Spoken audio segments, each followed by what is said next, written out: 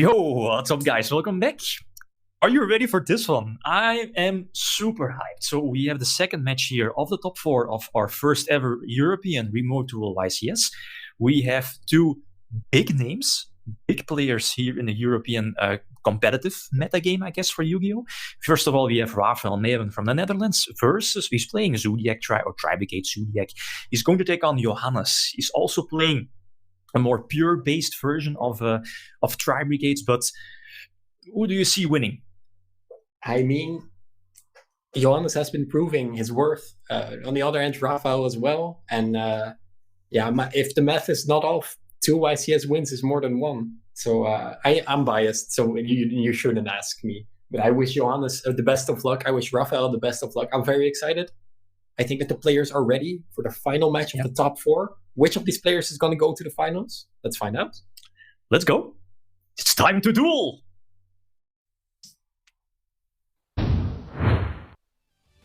Let's go. Okay. Whew. All right, we have Johannes and Raphael. Raphael looking like really focused. Really. Similar decks, but they couldn't be further from each other. We have a Rescue Cat build featuring the Gamma package. And we have a Zodiac build focusing on the powerful Zeus.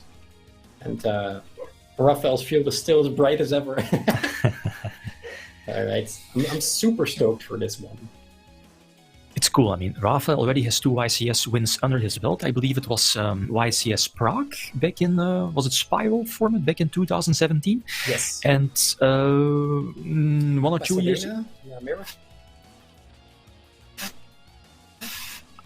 I think Las Vegas. Was it Vegas? I think Vegas with... was 3v3, right? Oh, I can't remember. He won with the Luna Lights. Luna Lights back then. Yeah, very cool. Also Beast Warriors. So. And as you mentioned before, Johannes took YCS Ghent back in 2019 with Orchest. Was it like, I can't remember, was it pure Orchest or... Oh, it's been a while. But again, like he knew the deck in and out. The way he was playing, he always plays so fast. Like I remember seeing his match on stream. Like those matches are still up on YouTube. You can like feel the crowd was cheering. Like it was almost overtime, and Johannes picking up his cards, like playing really fast, going for a Boral Sword, then going for Galatea, I believe the name is, overlay for Dingirsu, and go for game right on the buzzer. Yeah, very close. Right, but so okay, let's see. Reading Johannes' body language, it seems like Raphael is going to be the one that goes first because he keeps his cards on the field. Right. And Raphael is going to do the serious face and think a lot.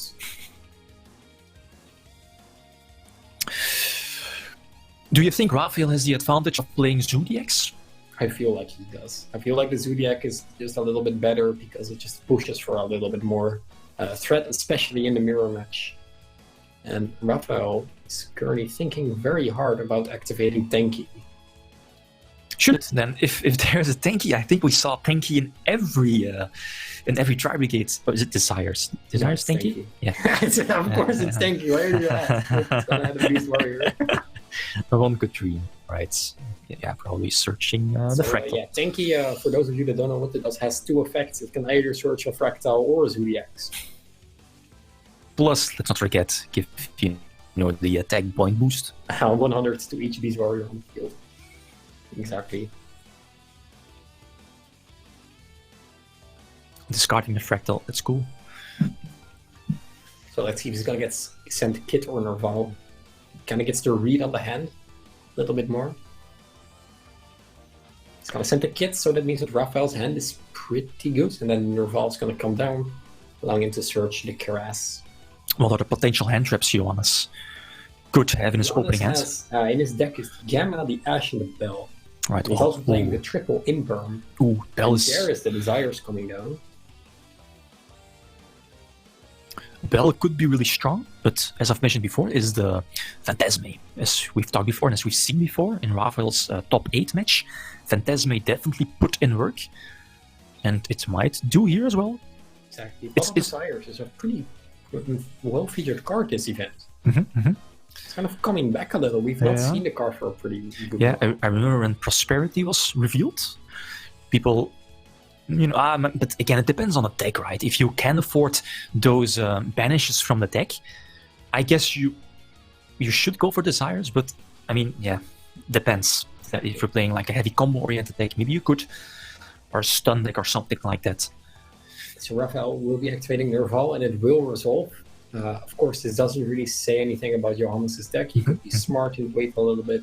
The Farigid is important. Having the ability to extend once more. The thing is that Johannes is not giving anything away. He leaves his hand like all the cards face down on the field. He's patiently looking at his opponent on screen. Exactly. Like nothing I can read from his face. The straight poker face. Caress is coming down, making a link 3. Yeah. This is only to be to fill the graveyard up. So I think Raphael has the option to go a little bit wider here with his deck. So it's either going to be a Beer Brom or a Rugal. It's really depending. No, that's Rugal. Yeah, I think so. I think it's still link 3. Difficult to say. Looks like a Rugal. Uh-huh. When I see Raphael the next time, I will teach him all about closing the blinds on your window.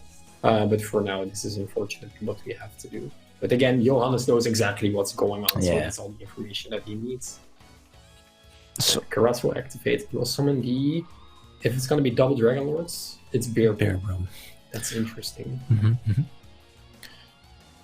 Can he still extend? He has a couple of cards left in his hand. We got a glimpse of his hand, but... 3, I think 4 perhaps. Appaloosa? Yeah. Appaloosa for 3? Yes. Getting the Revolt out. So I guess this is pretty much your preferred ending board. I feel like he did waste a couple of resources making this the what's it called, the Rugal, but of course the deck is just like not as like upsetting or what's it called, as easy as you might think it is. Straightforward. Yeah, straightforward. Yeah. You can like Fractal and then Nerval, but then you have to play cards. And that's true. The Farigid is an option, the Caress is an option. It's not as right. So still a strong opening. I mean, we know the Revolt is there, Appaloosa for up to, I guess, 3 negates, monster negates. Card. Could this be the first time we're going to see Imperial Order? If Order is there, that's really strong for the tanky. Johannes playing all the spells. Droplet could be there as well for the potential Appaloosa. A couple of power spells. That's the most important thing, I think. Like just the tanky, the foolish, the droplet, the prosperity. Those are all cards that are quite significant and that can be hindered. With, of course, 3 counters on the Appaloosa.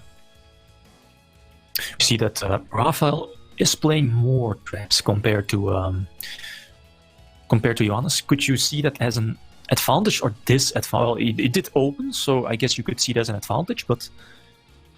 I feel like Solemn Strike is a very insane card. Yeah, Raphael is playing into the Gamma. That's a little bit unfortunate for him. No strike. No strike. Alright, so now we have a low resolution Gamma versus white tanky on the field. Discarding Fractal... Would you... I mean, for us now it's easy. I mean, we know we now see that the Gamma is there, but would you really risk it using the Appaloosa here on... Maybe, I guess you should. Or maybe you could, like, let's say, wait on a normal summon, let your opponent dedicate a card to his field. It's a little bit difficult. I mean, this gives his entire setup, and if it sticks, it sticks. Yeah. So maybe Raphael has a lot of trust in his back row, which can also be very solid, so yeah. Right. The thing now is that Johannes is probably getting out that Omega. He's playing Omega, right? You should always, exactly. So that's already 1 card. Yeah, there's a Cypher Omega in this deck list. So that can rip away even more cards from Raphael, but I'm not sure if it's going to be that impactful. So we're going to have to wait and see. Raphael looks calm. Raphael's always calm when he plays. So, single summoning for level 8. Omega hitting the board and probably again discarding a card from your opponent, or banishing, I guess, a card from your opponent's hands. Like, Johannes has so many cards in his hand. Like, look, like 5 in total. plus an Omega, that's very strong, especially going second. Yeah, that Gamma is so high risk, high reward. You run the Cypher driver that's currently on the screen as well, if it resolves. And there's the rescue cat. He had cat and the driver, so that's the FTK right there. Cat is strong again. The Appaloosa would have been very powerful. Does Johannes have the bell though? He doesn't have the bell. No bell. Resolve. So Omega should be chained, right? Or is he going to leave Omega on the field in hopes it would banish and leave the cat? Something like that? It also is a big possibility of something that could theoretically happen. Maybe Raphael has an answer for the rescue cat that he doesn't want to show just yet. But only 3 cards left in Johannes, or 4 cards left. 4, that's quite a lot. So maybe he does have to banish the cat. He used up his normal summon, but again, Kras could Kras could still be there as another extender. Exactly. So Johannes is going to activate Omega now to nullify the risk of banishing what Raphael is going to search with the Nerval. Makes a lot of sense. If Raphael has a hand trap, it's more likely to be in these 2 cards than the 3 cards if he adds another card. Oh, he has Droplet again. That's so strong of a hand going second. Droplet, Gamma, Cats, Fractal? It's order. It's order! Oh! That's what I said. Oh, that's a -2 for Johannes. That's lucky. Okay, so what are the options? Cat is still there, right? Cat will be banished because the Omega was changed. Yeah, okay. That's correct. Thoroughblades is banished off of Omega, so Raphael only has 1 card left in hand. Now the second one, because he's gonna add with the Nerval that was summoned back. Right. So it was the order. These one-offs are doing it. I mean, we've seen Call by the Grave a couple of times already, and now Imperial Order. I mean, but that's why it's there. That's why people are playing it. Oh, there is a Kras. That is quite unlucky, but Raphael has follow-up play. And Johannes only has the 1 Caress right now, right? So... Oh no, yeah, it discarded Kit, so he does have the Nerval. He activated Nerval earlier, right? I don't... Yeah, there's an Nerval. Oh, yeah, the second card, second card, yeah. So Johannes can only play with 1 card, so that means that there's no way he's going to be able to build towards the Revolt or the Beerbrum, because once he... Even if he manages to link off the Beerbrum, he has to bottom deck a card, so you can search Revolt and then put it back. So it's very not optimal. Even though this is only turn number 2, we're seeing a lot of plays. Yeah, exactly. Players. That's the Tri-Brigade deck. Yeah, that's cool.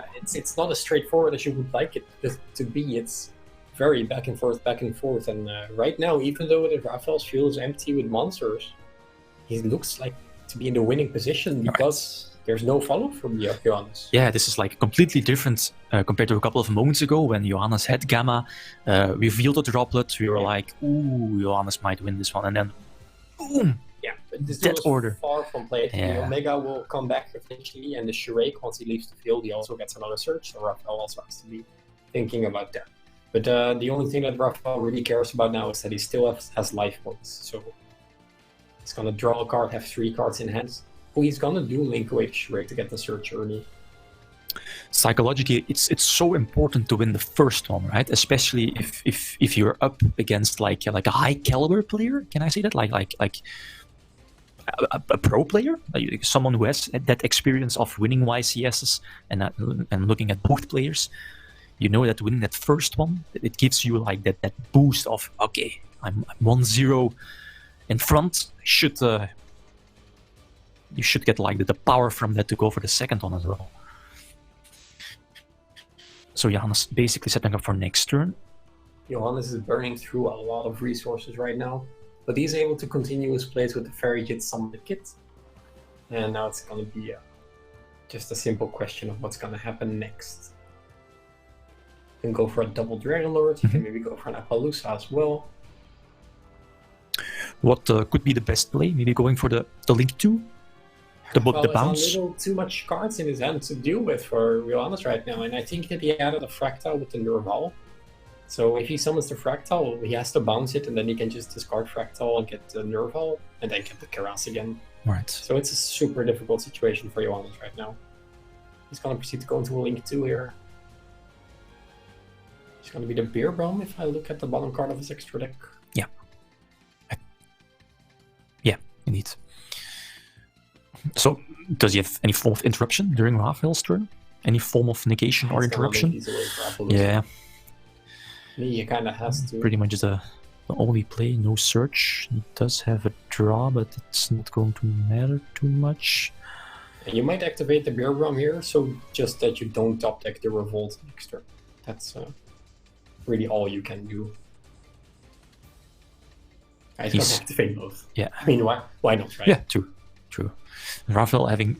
we don't know any of Raphael's cards in hand, we right? added with the Nerval. Right, yeah.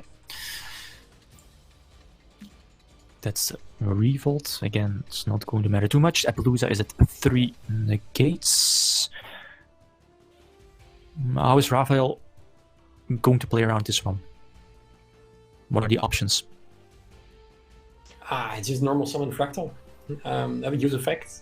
Gets negated. Attack over Appaloosa. Mm-hmm. And then if he has a Karas, or maybe he doesn't have a Karas, but he has another monster, he can send a Fractal from the field to the graveyard.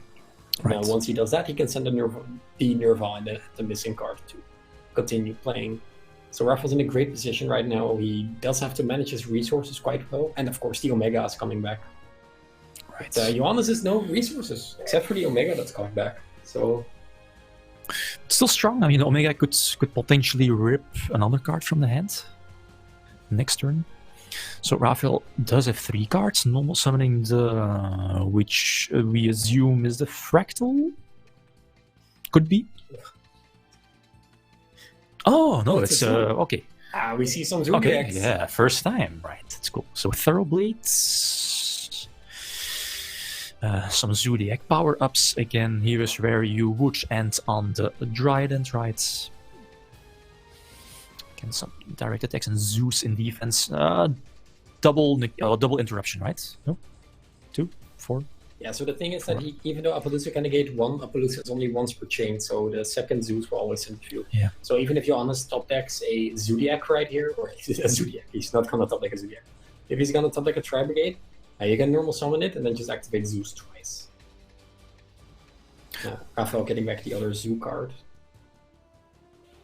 It's going well, back and forth, right? I mean, both exactly. Players drawing really well. Johannes opening also really well. Raphael also, and... I feel like it's an uphill battle for Johannes at the moment, though. Even though there's an Appaloosa on his field. He's just passing? He's just passing, right. Omega does have the... You can only activate like the banishing effect during the main phase, right? Yeah.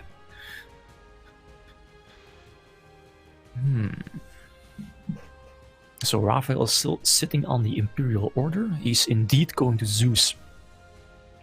And I guess force out the Appaloosa. And of course, because Zeus is not once per turn, you can directly chain to Appaloosa and blow up, I guess, the entire field. So no, the only card on field is indeed going to be the Zeus without any materials.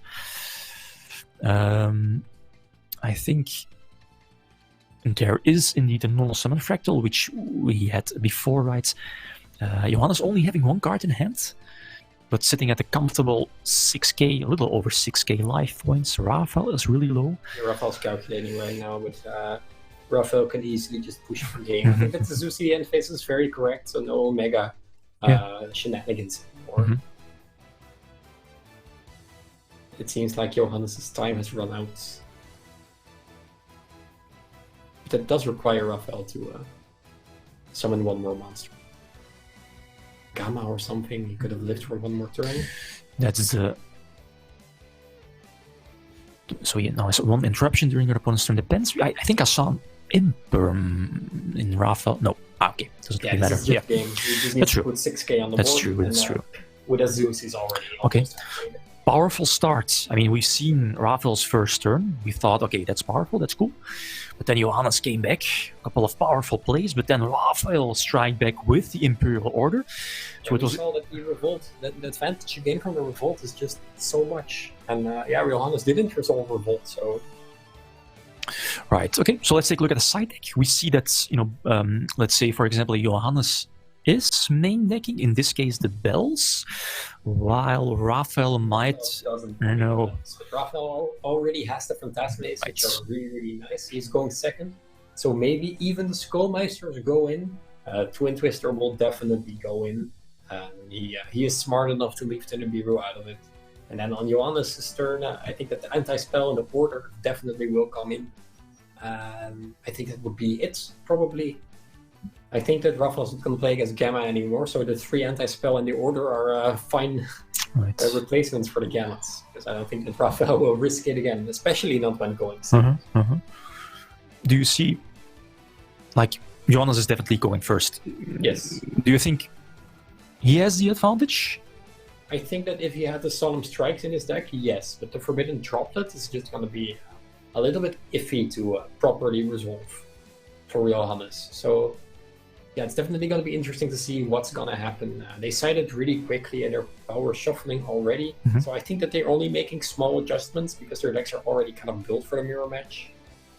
That's the thing, right? And it's like an argument we sometimes have at locals. It's like a lot of people kind of prefer formats where, let's say, we only have like 2 dominate decks, maybe 2 or 3, while in contrary this format, right, we have a lot of different decks. Even though, okay, Tri-Brigade is there, it's presumably being the best deck. It's the best deck, might be the best deck, but there are so many other decks that have the capability to battle it out against, again, for example, like Tri-Brigade. And some people don't really like it that much. So, like, most pro players like it more that it's like only 2 or 3 decks. It's much more easy to play against, play test against, side deck against, because you only have like 15 cards. But some players kind of prefer the diversity. I like diversity because, again, it's, well, like if you're doing like coverage or playtesting decks, it's of course much more fun. Well, depends how, you know, your perspective is, right? Okay. Another card that we're seeing on screen right now is the Zeus that is only in Raphael's deck, which is also, as we saw last game, a huge advantage to Raphael's going second strategy, making it difficult to play. And as I said earlier, Raphael has learned from his mistakes, and he will just let the cat resolve, even though that's not something you would want to do. Right, okay, the first Phantasme. Okay, so yes. Phantasme hits the boards, drawing 2. Again, the card gives so much advantage, and Johannes is playing in burn, so that could be important. 2400 attack. Yeah, 2400 attack, not to forget. Potentially forcing out. I mean, the fact that your strong Phantasme is there gives like a potential Appaloosa play some food for thought. Or, you're kind of using resources to get rid of the Phantasme, and then... But I guess that opens the way for other cards, in this case for Raphael. So again, Phantasme putting in work, giving Raphael potentially more hand traps, more disruption. Raphael just cutting his deck. It was looking like a pass turn there for some reason. Ferriges will resolve, so Raphael is playing out his hand traps smart. Okay, so we see Johannes going for the Link 4 play and not liking Phantasme that much. Definitely, yeah. So Phantasme indeed getting banished, but still enough plays in favor of Johannes. Indeed going for the Link 2 play. So again, you can see that the Phantasme already paid off, right? Yeah, exactly. Draw he's to send back. Wasting, it's not wasting, but he's using resources quite efficient. Yeah. I mean, you do have to get rid of it, otherwise your end board is just not strong enough for the Appaloosa. So Johannes is playing it outright by just removing it from the field as fast as possible. Also getting the search with the SHUEISHA, so definitely not wasting resources. He's using a couple. That's only fine. It's only fair to use resources. I mean, that's what they're there for. And he's only using the extra deck once, and still ending on a lot of recursion. Special summon again? Yeah, there's the Karas coming. I like that everyone is just searching cats and discarding. Yeah. Good. Is Raphael having access to Nibiru? Does he play it in the side? He does side it. Okay. But this is not a deck he would side Nibiru in. I mean, right now it's a very juicy Nibiru.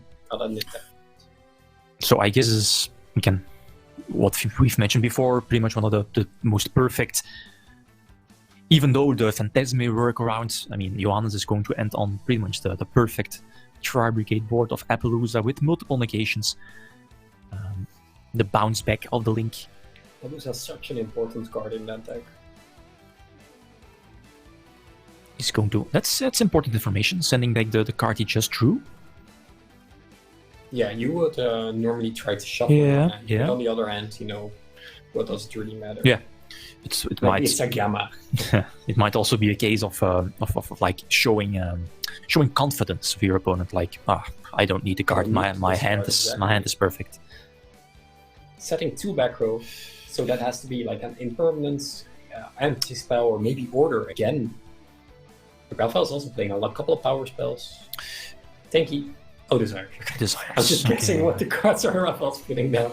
Desires is strong. You know, it gives you the +1, the 2 draws, potentially digging for those side deck cards. And no, we see Johannes side decking in Lightning Storm, or having a Lightning Storm in his side deck. All right. So to read this set card, it's not anti-spell or order. So I think we can assume it's Revolt and Imperm. Or maybe double Revolt. I mean, double Revolt? Johannes loves the double Revolt. There's no point in getting double Revolt if the... Okay, Imperm is strong. That's strong. Immediately dropping the Appaloosa to 0 attack, so no negations. And, that's why Desires is there. It's okay, it's a big risk, losing those 10 cards, banishing those 10 cards, but again, it gives you more options to draw into your cards. Oh, it's Red Peer. Okay. How much attack does Red Peer have? Like okay. With Tanky, it's 100. Yeah. Okay. So maybe Raphael's gonna summon a whole bunch of Red Peers now, and then make a Broad Bull, search the Lunalight Black Sheep. But I don't think that's gonna happen. But here we see again how powerful this is already. This is already gonna force out a couple of interacts. That's the thing, and that's the reason why I kind of maybe prefer the Zodiac engine, or the Zodiac variant over let's say Pure, because as we've seen in the OCG as well, the Zodiac package just gives you so easy access to Zeus, and as you've seen in the first duel here, like a 4 material Zeus is so powerful. A board cleaner, force out your opponent's negations, interruptions. Plus, yeah, okay, it might use up your normal summon, in this case of Red Peer or Thoroughblade, but with a Karas, you can have that Tri-Brigade package live immediately. Exactly, that's exactly what Raphael's doing now, but I feel like this is going to be met with a Revolt. Yeah, there it is. So, I just picks up the cards. Okay. I mean, it's cool. I mean, they know when the game is over, they know when... So, when they need to stop, and they still have enough time, right, for the also important game number 3, right?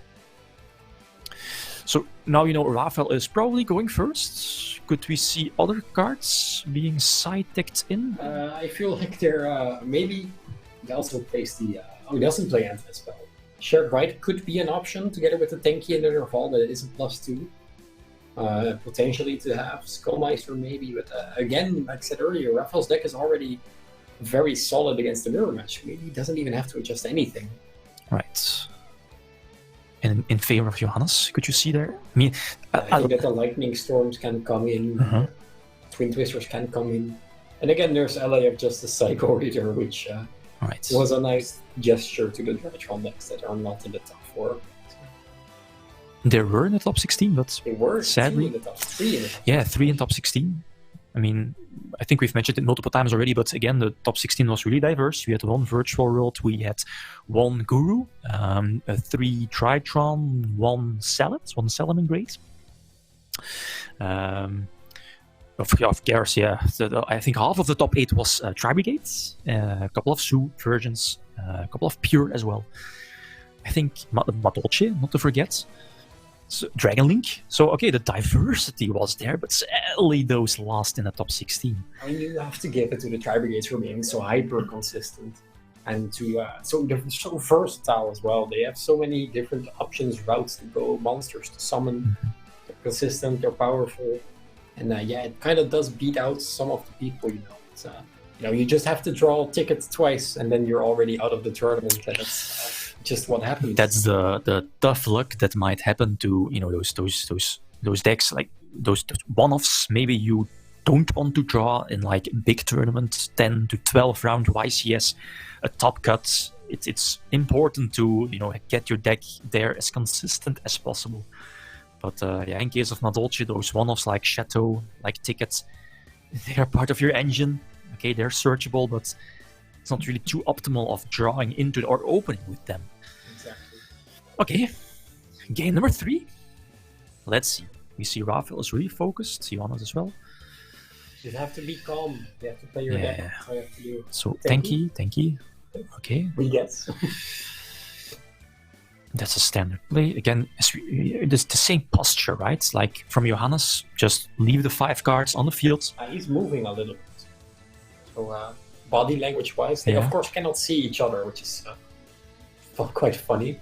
That's one of the downsides, you know, of the remote dueling. You're not sitting across someone, you cannot read their face expression. Right. But there's also maybe a little bit of power, because maybe like me, I'm a very energized, emotional duelist. So I like to show exactly what I'm doing. So maybe I won a couple of games more because I didn't show how either excited or sad I was.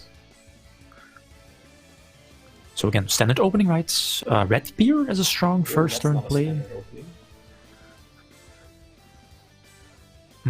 What could like normal summon before? Obviously, we had Trident, but now what does normal summon Red Beer? You can go send Thoroughblade, overlay for Check-a-9, detach Check-a-9, summon back the Thorough or the Rat, and then you make a Virgin.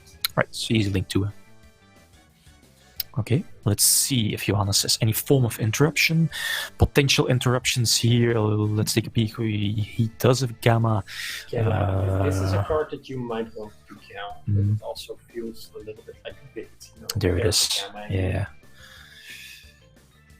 Yeah, this kind of could mean he has more hand traps in hand. Looking at Ash, looking at Bell. True, but it's also just as an instant Verigid, and you also don't want to negate the Verigid with Gamma. There's the Nerval and the Cuirass. Okay, that's strong again. In favor of Raphael. So getting the summon. Johannes taking a peek at his hand again. You gonna do anything to the Nerval? No interruption. It seems. All cards are on the table, and it's gonna be it's impossible to declare a winner as of now. It's 1-1 tied for the top 4 match. That's the thing with like in real life, like a regular YCS, you would at the stage they would show the hands as well, and for the public to see, and then we could like discuss. Well, okay, he has that in hand. You can do this. Now it's a bit harder, but I mean we can like assume which cards he could have, he should play, could play, to put him in a better position.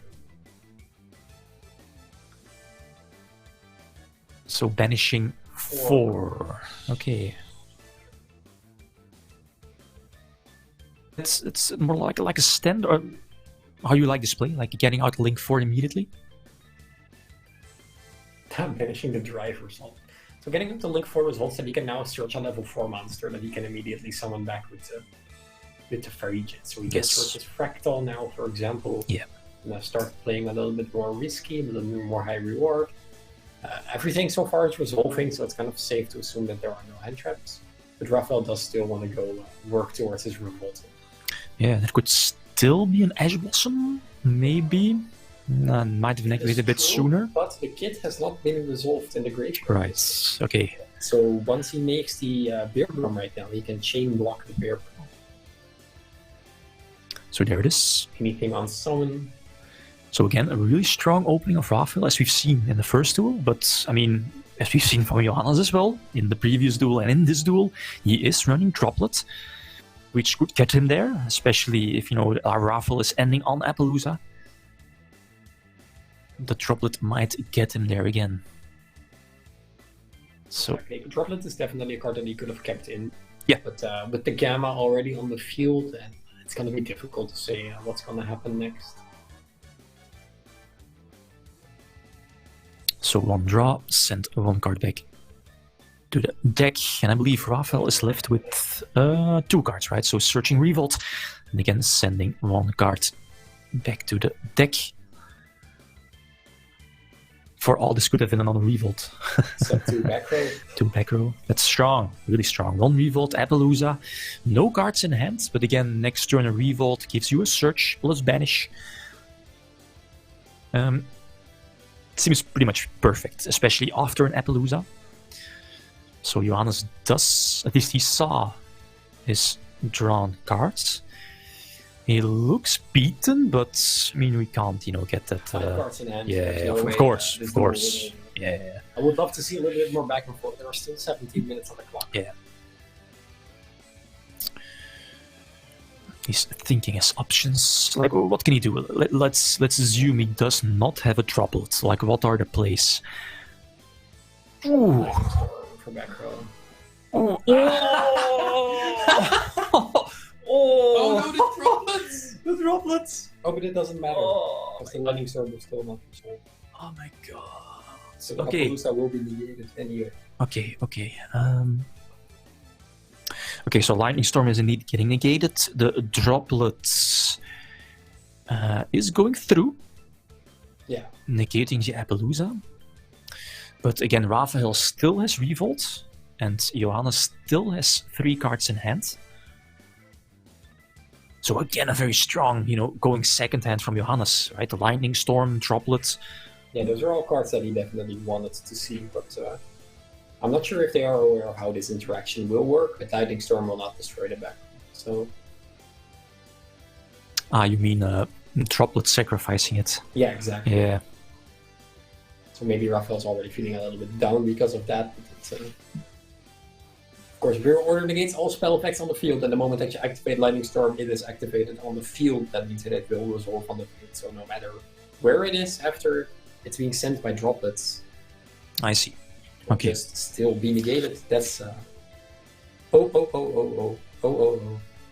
are the judges, and this is exactly why we have judges, because they are doing their work excellently and catching this. Yeah, it's fine. That's why they're there, right? So Johannes also doesn't know this. That's interesting. All right, we have 2 European pro players that's don't seem to understand how broken the Imperial Order is. But Well, we don't know. I mean, it's a very difficult ruling. I'm just joking, or like it's. They're talking in between, so it might I as well. think that the judge has. Yeah. The judge has intervened exactly on what's happening. But this is definitely working to the favor of Raphael right now. Like, what could Johannes have? Let's like. I mean, I think that Johannes also thought that this would just work out for him. It is far from that. The revolt stays on the field, and the order also stays on the field, and that's huge. Like, worst case scenario, he has like maybe tanky or I don't know, Maybe a prosperity. A normal summon. He has to have like a fractal, then he has to have like Cross, and he has to have 3 Charge Gates. Right. Yeah. Or as the kids would say it, try the gates. Not sure. That's fractal. Fractal, okay. It's fine. We don't see Alright, the any players are both interruption. understanding of what's happening right now. So Of course, second time this day that there are quote-unquote issues with the errata cards. Yeah, order is different than something like skill. yeah, order is really scary. I mean, the fact that I remember an order was unbanned some time ago, and I remember decks like Dangers, for example, like using what's it called, Curious? Curious for sending Imperial from the deck to the graveyard, and then Griffin to get it back right. Very powerful. That's it. Only spell cards. So, that was huge. Yeah. The order was huge. Yeah. Raphael Neven takes it to the finals, our second finalist. That's insane. All right, let's quickly talk about that. But let's first show the winner. That's Raphael Neven.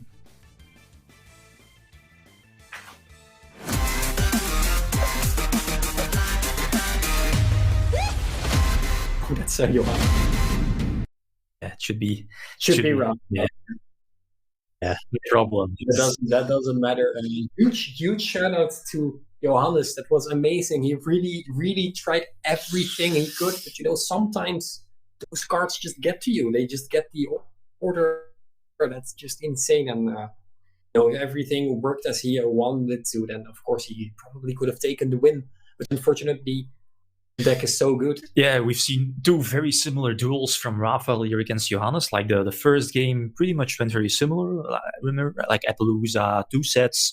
Game 3, just the same. And you saw Johannes's face when Raphael flipped over the order. He was like, "No, not again! It's a one-off. Exactly, it's a one-off." exactly.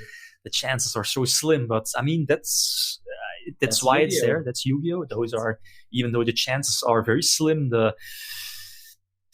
you play the good cards to draw the good cards, and sometimes called by the grave order. Same. But Dolce ticket. That's true. Has been seen here. No, all right. So our 2 final duelists are known. We have Tri Brigade versus Tri Brigade. So it's going to be a mirror match. Well, mirror match. Raphael is main decking the Zodiac package, while Max is main decking playing more of a pure build. So, Marian, are you excited? I am very excited for this final. This is going to be very hype. I'm excited. I hope that you guys that are watching are excited as well. We're going to take a very quick break, but we cannot wait for the finals. Stay tuned for this because this is going to be insane. The finals of the first remote YCS is here. Who's going to be the winner? Stay tuned for the finals. We'll be back soon.